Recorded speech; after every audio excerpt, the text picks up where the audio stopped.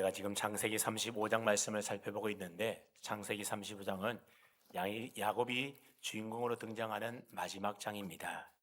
그래서 오늘 본문을 끝으로 야곱의 이야기는 더 이상 나오지 않고 그 다음에 이어서는 요셉의 이야기가 나오게 됩니다. 자, 그렇게 볼 때 우리가 살펴보고 있는 창세기 35장은 야곱 이야기의 결론이다, 그렇게 볼 수 있습니다. 자, 그렇다면 우리가 오랫동안 살펴왔던 야곱 이야기의 결론은 무엇이겠습니까? 세속의 삶의 자리에서 일어나서 하나님이 복 주시는 베델로 돌아와 하나님과의 첫사랑의 관계를 회복하는 것입니다. 그리고 하나님께서 주시는 은혜와 복을 붙잡고 이제는 더 이상 야곱이 아닌 은혜 받은 자 이스라엘로 이스라엘답게 삶을 살아가는 것이 바로 야곱 이야기의 결론인 것입니다. 오늘 본문은 야곱이 은혜 받은 자 이스라엘로 살아가는 삶의 모습과 여정이 그려져 있습니다. 지난 시간에 우리가 살펴봤던 것처럼 야곱이 베델로 올라가게 되자 하나님께서는 친히 야곱에게 찾아오셔서 야곱을 축복해 주셨는데 어떤 축복을 해 주셨다 했습니까? 첫째로 야곱의 이름을 다시는 야곱이라 부르지 않고 이스라엘이라 부르겠다, 그렇게 이름을 축복해 줍니다. 둘째로 야곱에게서 한 백성과 백성들의 총회와 왕들이 나오게 해주겠다라면서 야곱의 자손들을 축복해 줍니다. 셋째는 아브라함과 이삭에게 주겠다고 한 약속의 땅을 야곱과 그의 후손에게 주겠다라고 하는 땅의 축복을 해줍니다. 그래서 야곱은 돌기둥을 세우고 전제물을 부어서 이제부터 변화된 새 사람으로 이스라엘로 살아가겠노라고 헌신을 결단하며 다짐하게 됩니다. 자, 그러니 우리 생각에는 이제 하나님의 품으로 돌아와서 하나님으로부터 은혜와 복을 받고 헌신을 결단한 앞으로의 야곱의 삶이 어떠해야 할 것 같습니까? 하나님이신 그 은혜와 복을 노래하면서 늘 형통하고 순탄해야 할 것처럼 보입니다. 자, 그런데 곧바로 이어지는 내용들을 보시면 어떤 내용들이 나오는가 하면 계속해서 슬프고 안타까운 일들이 그의 인생에 펼쳐지더라고 하는 것입니다. 도대체 어찌된 일일까요? 하나님이 야곱에게 주셨던 은혜와 복이라고 하는 것은 실제 우리의 삶에는 아무 필요가 없는 무용지물인 홀뿐인 것일까요? 그렇지가 않습니다. 하나님께로 돌아와서 은혜와 복을 받고 헌신을 결단한 야곱의 삶은 이전과는 분명히 바뀌고 변화되게 됩니다. 무엇이 바뀌었는지 그 내용을 우리가 살펴보기 전에 우선 창세기 35장을 보게 되면 야곱에게 슬프고 고통스러운 일들이 계속 닥치는 것을 볼 수가 있습니다.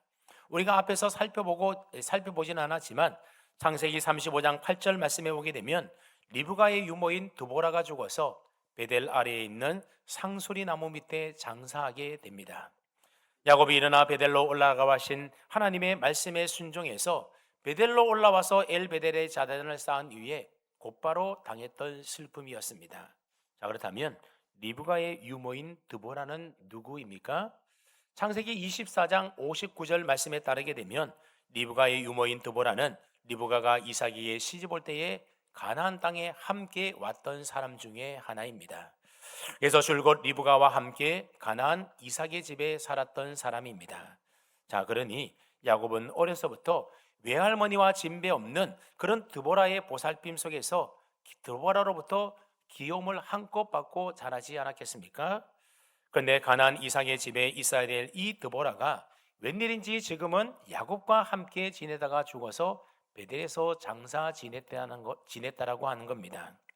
성경에는 그녀가 어떻게 해서 지금 야곱과 함께 있는지에 대한 아무런 기록이 없습니다. 다만 야곱의 어머니 리브가가 세상을 떠나게 되자 그녀가 그 소식을 야곱에게 전해주기 위해서 야곱이 전에 살고 있던 밧담 아람으로 돌아와서는 야곱이 가나안에 올 때에 야곱과 함께 왔을 것으로 추정하고 있습니다. 그런 그녀가 이제 세상을 떠나게 되었습니다. 여러분, 야곱에게 있어서 드보라는 어떤 사람이었겠습니까? 드보라는 야곱의 어머니 리브가와 평생을 함께 했던 사람입니다. 그래, 야곱이 그런 드보라를 볼 때마다 자신을 끔찍하게도 사랑해 주었던 어머니 리브가가 떠오르지 않았겠습니까? 그런 드보라가 이제 세상을 떠난 겁니다. 그러니 야곱이 얼마나 슬펐겠습니까? 그래서 그녀를 상수리 나무 아래에 묻고 그 나무의 이름을 알론바굿이다, 그렇게 불렀습니다.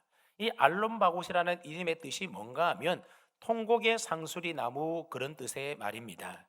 그만큼 야곱에게 있어서 드보라의 죽음이라고 하는 것은 크게 통곡하며 슬퍼할 아픔이었다라고 하는 겁니다. 자, 그런데 오늘 본문에 보게 되면 야곱에게는 이제 더 큰 슬픔이 찾아오게 됩니다. 그것은 바로 야곱이 가장 사랑했던 아내였던 라헬의 죽음이었습니다. 여러분, 라헬이 누구입니까? 야곱이 그 누구보다도 가장 사랑했던 여인이 바로 라헬입니다. 야곱은 그녀를 자신의 아내로 얻기 위하여 무려 14년 동안이나 외삼촌 밑에서 무보수로 일을 했었습니다. 형 에서를 만날 때도 다른 아내들, 자식들을 다 앞에다 두고도 이 라헬은 제일 뒤에 둘 정도로 야곱은 라헬을 지극히 사랑했습니다. 그런 라헬이 이제 세상을 떠난 겁니다. 20절에 보게 되면 야곱이 라헬의 묘에 묘비를 세웠다 말하고 있는데, 성경에서 하나님과 관련된 사건이 있는 장소에 비석을 세웠다 그런 기록은 많이 있지만, 그러나 사람의 무덤에 묘비를 세우고 그 이름을 불렀다라고 하는 것은 라헬의 묘비가 처음이자 마지막일 겁니다. 그러니 야곱의 라헬을 향한 사랑이 얼마나 극진했었는지를 잘 나타내주고 있습니다. 그런 아내가 죽었으니 야곱이 얼마나 슬프고 고통스러웠겠습니까? 자, 그런데 야곱의 슬픔은 또 여기에서 멈추지가 않습니다. 27절로 29절 말씀해 보게 되면 누가 또 세상을 떠납니까? 야곱의 아버지 이삭이 180세의 나이로 세상을 떠나게 되었다 기록하고 있습니다. 자, 그러니 보십시오. 야곱은 연이어서 자신을 아껴주고 사랑해 주었던 어머니의 유모를 잃게 되고, 자신이 세상에서 가장 아끼고 사랑했던 아내도 떠나보내고, 자신을 이 세상에 존재하도록 해주었던 아버지마저 여의게 됩니다. 자, 그러니 여러분, 좀 이상하지 않습니까? 하나님이 야곱을 저주한 게 아니라 축복해 주었습니다. 그리고 야곱은 하나님께 자신을 드리며 헌신을 결단했습니다. 자, 그러면 이제부터 야곱이 걸어가는 길은 꽃길만 걸어가야 하는 것 아니겠습니까? 근데 야곱의 삶에는 감당하기 힘든 슬픔과 고난과 아픔이 계속해서 일어나더라고 하는 거죠. 하나의 슬픔도 견디기 힘든데 세 개의 슬픔이 연이어서 계속 닥쳐오고 있었던 겁니다. 여러분, 이것이 무엇을 말하는 것일까요? 우리가 하나님을 믿는다고 해서, 하나님으로부터 은혜와 복을 받았다고 해서 늘 기쁘고 행복한 일만 생기는 것이 아니라고 하는 겁니다. 예수 믿어도 여전히 우리 인생 가운데는 고난이 찾아오고요, 어려움이 찾아오고, 또 병들어 아프기도 하고 사고를 당할 수도 있고 슬픈 일들이 우리 인생에 찾아온다는 겁니다. 아니, 오히려 예수 믿기 때문에 세상으로부터 미움과 불이익을 당할 때도 있지 않습니까? 그러다 보니 때로는 사람들 가운데 잘되고 형통하고 복받기 위하여 교회에 나왔다가 실망하고 떠나는 분들도 종종 계십니다. 예수 믿어도 다 고난당할 거면 굳이 믿을 필요가 뭐가 있냐는 거죠. 여러분, 그렇다면 우리들도 그런 생각 들지 않습니까? 예수 믿어도 병들고 아프고 고난당하고 슬픈 일들이 찾아온다고 한다면 굳이 아까운 시간을 내서 예수 믿을 필요가 있는 것일까? 이런 의문이 든다는 거죠. 물론 그래도 우리는 예수 믿고 또 신앙생활을 해야 하는 겁니다. 그럼에도 불구하고 우리는 하나님을 믿고 예수님을 만나는 은혜와 복을 누려야 하는 것입니다. 그리고 하나님께 내 삶을 드리는 헌신을 결단해야 하는 것입니다. 그래서 예수 믿기 이전에 옛사람 야곱이 아닌 거듭난 새 사람으로 이스라엘로 우리는 살아야만 하는 겁니다. 왜 그렇겠습니까? 여러분, 성경이 말하고 있는 진정한 삶의 형통이라고 하는 것은 좋은 삶의 환경이 아니기 때문에 그렇습니다. 그렇다면 성경이 말하는 형통이라고 하는 것은 무엇을 말하는 것이겠습니까? 보통 우리는 형통을 어떨 때 형통하다고 합니까? 사업이 잘 되고 자녀들이 좋은 대학이나 아니면 좋은 직장에 취업을 하고 주식이 대박이 나고 계획하는 일들마다 척척 잘 풀리게 되면 그때 우리는 삶이 형통하다 말을 합니다. 하지만 성경은 형통을 달리 말하고 있습니다. 창세기 39장 2절 말씀을 보았더니 여호와께서 요셉과 함께 하심으로 그가 형통한 자가 되어 그렇게 말하고 있습니다. 여러분, 이때 요셉의 상황이 어떠한지 아십니까? 형들에 의하여 애굽의 노예로 팔려가서 보디발 장군의 집에서 지금 종살이하고 있을 때였다라고 하는 겁니다. 삶의 환경만으로 본다면 절대로 형통한 삶이 아니었던 것이죠. 그런데도 하나님께 여호와께서 요셉과 함께 하심으로 그가 형통한 자가 되었다 성경은 기록하고 있습니다. 그런가 하면 이어서 나오는 창세기 39장 23절 말씀에도 보게 되면 이는 여호와께서 요셉과 함께 하심이라 여호와께서 그를 범사에 형통하게 하셨더라 말하고 있습니다. 여러분 이때의 상황은 또 어떤 상황이냐면 요셉이 억울한 누명을 쓰고 감옥에 갇혀 있는 상태였습니다. 여러분 감옥에 있는데 무엇이 형통하겠습니까? 근데 하나님이 보실 때 요셉은 지금 형통한 삶을 살고 있다라고 성경은 분명히 말씀합니다. 자, 그렇다면 성경이 말씀하고 있는 형통이라는 것은 무엇을 말하는 것이겠습니까?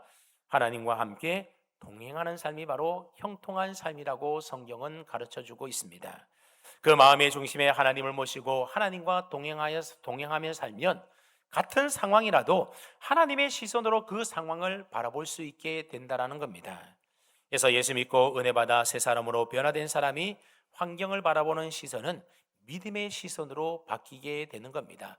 환경만 바라보면 형통한 삶이 아니지만 그러나 그 환경을 믿음의 눈으로 바라보게 되면 그 고난과 어려움 속에서도 하나님이 나와 함께 계시고 나를 지금 형통한 길로 은혜 길로 인도하고 있음을 우리는 믿음으로 바라볼 수 있게 된다라고 하는 거죠.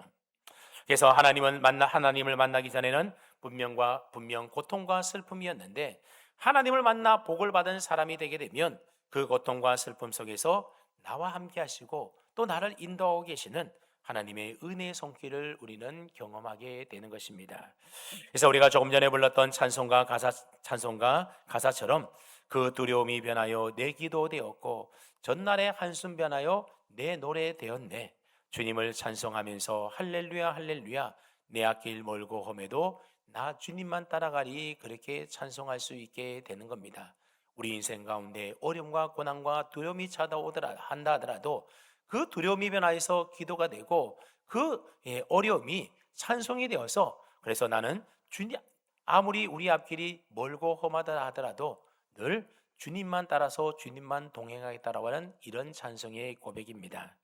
이 찬송의 가사가 여러분 모두의 고백이 다 될 수 있기를 축복합니다. 아멘. 자, 그렇다면 오늘 본문으로 다시 돌아와서 야곱은 하나님으로부터 복을 받아 변화된 이스라엘의 시선으로 어떻게 지금 자신이 당하고 있는 그 고통과 아픔과 슬픔을 바라보고 있습니까? 먼저 오늘 본문 16절 말씀을 보시게 되면 야곱 일가는 이제 베델에서 길을 떠나 이삭이 살고 있는 헤브론으로 가고 있었습니다. 근데 베델에서 약 20km 떨어진 에브라 즉 베들레헴 근처에 왔을 때에 라헬이 출산을 하게 되었습니다. 우리가 아는 것처럼 라헬은 아이를 낳지 못하던 불임 여성이지 않습니까? 그랬던 라헬이 하나님의 은혜로 첫 아들을 낳고 얼마나 기쁘고 좋았던지 그 아들의 이름을 뭘로 지었습니까? 요셉이라고 이름을 지었습니다.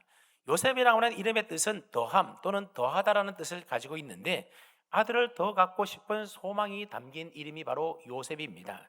그만큼 라헬은 아들을 더 낳고 싶었던 겁니다. 그런 라헬의 간절한 소망대로 오랜 기다림 끝에 둘째 아들을 임신하여 라헬이 출산하게 된 것입니다. 자, 그러니 라헬이 진통이 왔을 때에 이제 10달 동안 품어왔던 둘째 아들을 품에 안아보겠다라고 하는 그 마음에 얼마나 설렜겠습니까? 하지만 라헬의 출산 과정은 너무나도 힘들고 고통스러운 난산이었던 겁니다. 요즘이야 다들 병원에서 출산하기 때문에 난산도 큰 문제가 되진 않지만 예전에는 출산하다가 아이가 죽거나 산모가 죽는 경우들이 왕왕 있었던 겁니다. 안타깝게도 라헬은 난산 끝에 그토록 염원하던 둘째 아들을 낳게 되지만 정작 그 아들을 품에 안아보는 기쁨도 누리지 못한 채 세상을 떠나고 말았습니다. 그녀는 둘째 아들을 낳고 혼이 떠나려고 하는 죽기 일보 직전에 둘째 아들의 이름을 부르는데 뭐라고 부르는가 하면 베노니 그렇게 부릅니다. 베노니는 슬픔의 아들이라는 뜻입니다. 여러분 한번 생각해 보십시오. 태어난 아들에게 젖 한 번 물려보지 못하고 떠나야 되는 그 어미의 심정이 얼마나 슬펐겠습니까? 내가 살면서 이 아들의 울타리가 되어줘야 하는데 엄마 없이 구박덩어리로 자랄 이 핏덩이 아들을 두고 갈 생각을 하니 어미로서 죽어가면서도 슬프고 고통스럽지 않았겠습니까? 그렇게 라헬은 그 아들의 이름을 슬픔의 아들이라고 하는 뜻의 베논이라고 불렀던 것입니다. 자, 그런데 야곱은 베논이가 아니라 무엇이라고 불렀다고 합니까? 베논이가 아닌 베냐민으로 불렀다라는 겁니다. 지금까지 야곱은 아내들이 자식들의 이름을 지을 때도 단 한 번도 관여한 적이 없었습니다. 그의 다른 아들들은 다 그 아내들이 이름을 지었던 겁니다. 근데 베노니라고 하는 이름을 들었을 때에는 야곱이 베노니가 아닌 베냐민으로 이름을 바꾸어 불렀다라고 하는 겁니다. 근데 사실 야곱의 입장에서 생각을 해본다라면 가장 사랑하는 아내가 마지막 숨을 거두면서 지어준 그 아들의 이름인데 자기 마음대로 바꾸기가 어디 쉬웠겠습니까? 쉽지가 않았을 겁니다. 그런데도 야곱은 베노니를 베냐민으로 바꾸어 불렀다라고 하는 겁니다. 베냐민은 오른손의 아들이라는 뜻의 이름입니다. 여러분, 성경에서 오른손이라고 하는 것은 힘과 능력의 상징이며 또한 하나님의 구원의 능력을 의미하는 손이 바로 오른손입니다.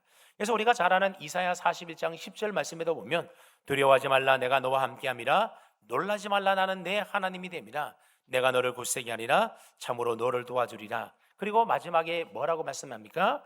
참으로 나의 의로운 오른손으로 너를 붙들리라 말씀하고 있습니다.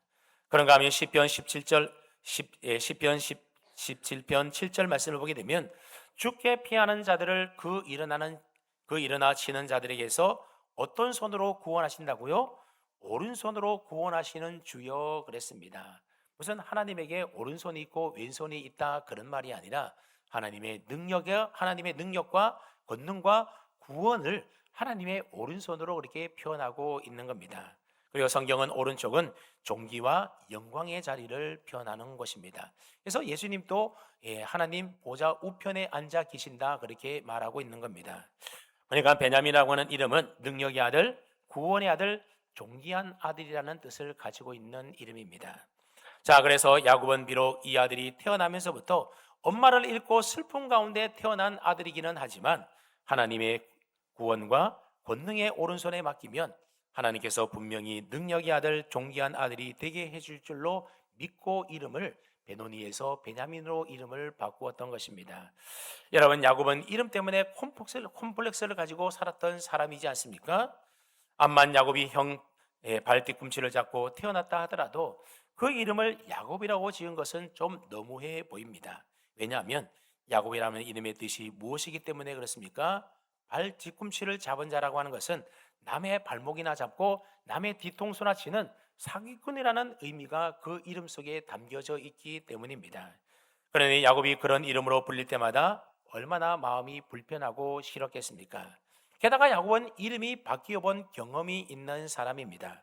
10년 전 약봉나루에서 또 불과 얼마 전 베델에서 하나님께서는 그의 이름을 하나님과 겨루어 이긴 자라고 하는 이스라엘로 이름을 바꾸어 주셨습니다. 그러나 야곱은 그 누구보다도 이름의 중요성을 너무나도 잘 알고 있었던 사람입니다. 게다가 앞서 하나님께서 야곱을 축복하실 때에 생육하고 번성하라 하시면서 그 자녀와 후손에 대하여 축복을 해 주었습니다. 야곱은 그 하나님의 축복의 말씀을 붙잡았던 겁니다. 그래 맞아. 하나님이 내 허리로부터 한 민족과 백성이 나오고 왕들이 나올 것이라 그렇게 축복해 주었지. 그렇게 라헬이 죽으면서 남긴 부정적인 베논이라고 하는 이름 대신에 오른손의 아들, 하나님의 능력의 아들, 구원의 존귀한 아들이라고 하는 긍정적인 이름으로 그 이름을 바꾸어 불렀던 것입니다. 그렇습니다. 베델에서 이스라엘로 거듭난 야곱은 사랑하는 아내를 잃는 극심한 슬픔 속에서도 하나님을 향한 믿음과 하나님 향한 시선을 거두지 않았던 겁니다. 슬픈 상황이나 고통스러운 환경보다도 하나님의 말씀을 먼저 붙잡았던 것입니다. 만약 예전의 야곱 같았으면 자신의 안위와 처지와 환경과 상황만을 바라보면서 걱정 근심 속에서 한탄하며 슬퍼했을 야곱인데 하나님의 복을 받고 이스라엘로 변화된 야곱은 하나님의 말씀을 붙들고 그 시선을 믿음으로 하나님께로 향하고 있는 것입니다.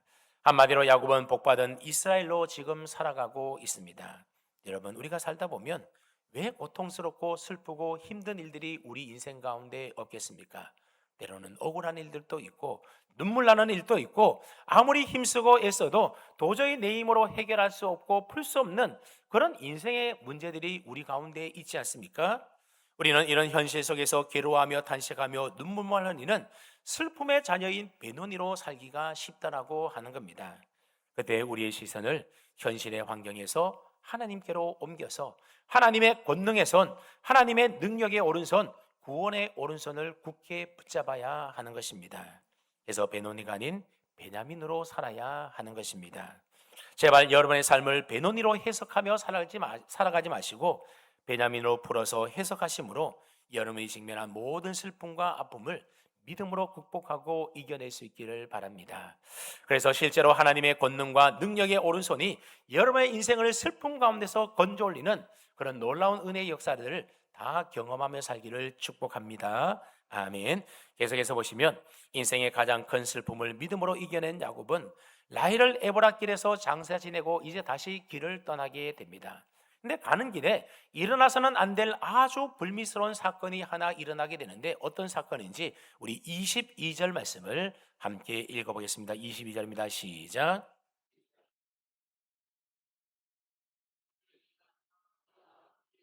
비라와 동침함에 이스라엘이 이를 들었더라. 야곱의 장남 루벤이 야곱의 첩인 비라와 동침을 했다라는 겁니다. 이런 비라가 누구입니까? 원래는 라헬의 여종이었었는데 라헬이 야곱에게 주어서 야곱이 첩으로 삼았던 여자가 바로 비라입니다. 루벤 입장에서 본다라고 한다면 이복 형제인 단과 낫달리의 엄마가 바로 비라인 겁니다. 근데 루벤이 그런 비라와 동침을 하여 아버지의 침상을 더럽혔다라는 겁니다. 이건 단순히 일탈이라고 보기에는 사안이 매우 중요한 폐륜적인 사건이었습니다. 자, 그렇다면 루벤은 왜 이 같은 폐륜적인 행위를 범하였던 것일까요? 사무엘하 3장에 보게 되면 다윗과 사울의 아들 이스보셋 사이에 전쟁이 있었을 때에 일어난 일이 기록되어 있습니다. 그때 사울의 군대 장관이었던 아브넬이 리스바라고 하는 죽은 사울의 왕의 첩과 통관을 하는 장면이 나오게 됩니다. 자, 그런가 하면 사무엘하 16장에 보게 되면 이제 구테타에 성공한 다윗의 아들 압살롬이 아버지 다윗의 후궁과 동침하는 사건이 또한 기록되어 있습니다. 그런가 하면 열왕기상 2장에 보게 되면 다윗의 넷째 아들 아도니아가 왕위 계승에서 솔로몬에게 밀려나게 되자 이 솔로몬의 어머니였던 바세바에게 찾아가서 다윗의 첩인 아비삭을 아내로 삼도록 해달라고 요청을 하는 장면이 나옵니다. 그러자 솔로몬이 크게 화를 내면서 아도니아를 죽이게 됩니다. 여러분, 이게 무엇을 말하는 것 되겠습니까? 자기보다 윗사람의 여인을 취한다라고 하는 것은 그의 권위를 넘어서서 그 자리를 내가 차지하겠다라는 뜻이 담겨져 있는 것입니다. 자, 그렇게 볼 때 루벤이 아버지의 첩 비라와 동침했다라고 하는 것은 아버지의 재산과 권한을 요구한 행동으로 해석할 수가 있는 겁니다. 즉 아버지의 권위에 대한 도전적인 폐륜적 행위였다라고 하는 것이죠. 그러니 맏아들의 폐륜적 행위 앞에 야곱이 느꼈을 배신감과 상실감이 얼마나 컸겠습니까? 하지만 한편으로는 온갖 음모와 모략으로 형 에서의 장자권을 강탈하려고 했던 옛날의 야곱 자신의 죄악된 모습이 자신의 장남 루벤의 필연적인 행동 속에 그대로 투영되어 있음을 보면서 야곱은 아마 소스라치게 놀랐을 것입니다. 근데 성경은 이 말씀을 기록하면서 야곱이라고 하는 이름 대신에 새롭게 거듭난 이름인 이스라엘이라는 이름을 계속해서 사용하고 있다는 것에 우리가 좀 주목할 필요가 있습니다. 그래서 오늘 이 사건이 기록되어 있는 21절과 22절 말씀해 보게 되면 이스라엘이 다시 길을 떠나 이스라엘이 그 땅에 거주할 때 이스라엘이 이를 들었더라. 계속해서 야곱이라는 이름을 쓰지 않고 무슨 이름을 씁니까? 이스라엘이라는 이름으로 표현하고 있다는 겁니다. 그렇다면 여러분, 성경은 왜 지금까지 야곱이라고 계속 기록하다가 유독 이 부분에 와서 야곱이라는 이름 대신에 이스라엘이라고 기록하고 있는 것일까요? 야곱의 아들의 필연적인 사건을 통하여 야곱은 자신의 어리석었던 지난날의 죄에 대하여 다시 한번 통회하면서 하나님께 용서를 구했던 것 같습니다. 그는 깊은 배신감과 절망감 속에서도 그의 시선은 여전히 하나님을 향했고 하나님을 의지하며 하나님의 위로하심에 자신을 의탁했던 것입니다. 이처럼 야곱은 계속되는 문제 앞에서 옛사람 야곱이 아닌 복의 사람 이스라엘로 살아가고 있었음을 오늘 본문이 이야기해주고 있는 겁니다. 그래서 성경은 이런 야곱을 이스라엘로 계속해서 표현하고 있습니다. 결국 이 일로 인하여 르우벤은 장자권을 박탈당하는 것으로 자신의 죄값을 치르게 됩니다. 그리고 이어서 야곱이 이스라엘로 변화된 삶의 결과를 나타내는 말씀이 있는데 22절 끝에 보게 되면 야곱의 아들은 열둘이라 그렇게 말하고 있습니다. 그리고는 야곱의 12 아들의 이름이 쭉 나열되어 있습니다. 이것은 야곱의 12아들을 통하여 이스라엘 선민 공동체인 12지파가 형성되었음을 보여주고 있는 것입니다. 우리 생각에는 야곱의 아들이 12명이니 당연히 야곱의 12아들을 통하여 이스라엘 민족이 형성되는 것이지라고 생각할 수도 있겠지만, 사실 이것은 그 이전과는 완전히 다른 모습이라고 하는 겁니다. 여러분, 아브라함의 자녀들은 어땠습니까?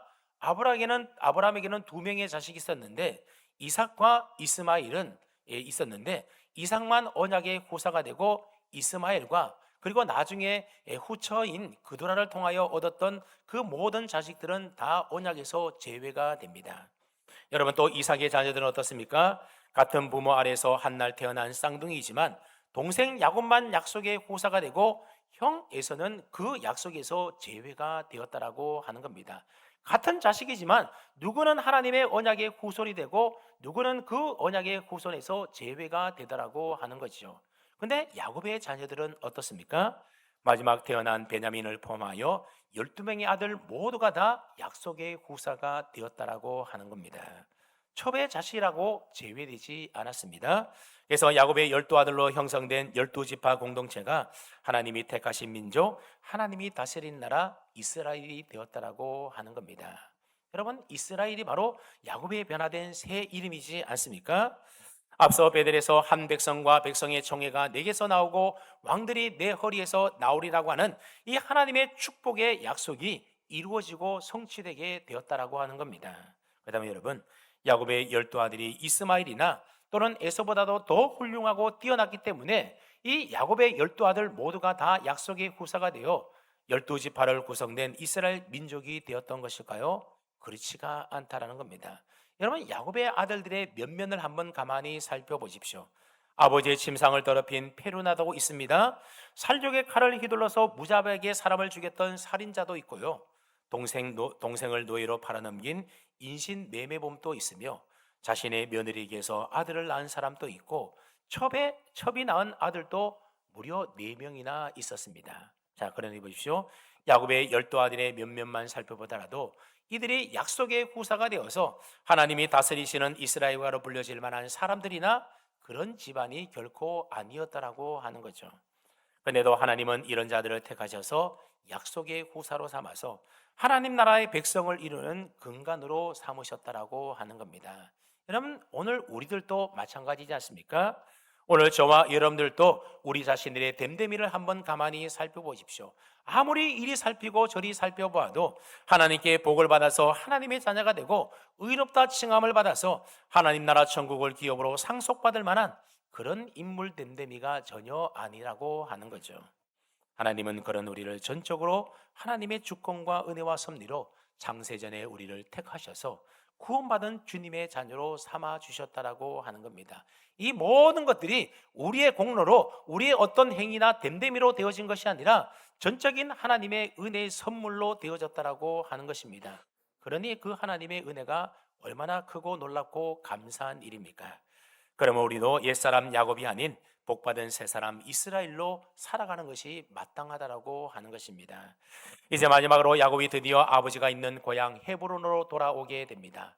헤브론을 떠나서 잠시 바담 아람으로 피해가 있으면 금방 돌아올 줄로 생각했던 야곱은 고향 땅에 30년이 지난 시점이 되어서야만 돌아오게 된 것이죠.